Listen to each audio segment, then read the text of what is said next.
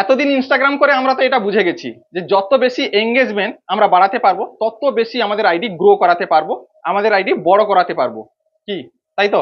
তাই সারাদিন অন্যান্য সকল কাজ ফেলে আমরা অন্যের ভিডিও দেখছি, লাইক করছি, কমেন্ট করছি, শেয়ার করছি, অন্যের লাইভ সেশনে জয়েন হচ্ছি, কোনো কোনো দিন আমরা নিজেও বসে যাচ্ছি লাইভ করতে, তাকি ইনস্টাগ্রামের কাছে আমরা এটা প্রমাণ করতে পারি যে আমি একজন বড় active user, super active user.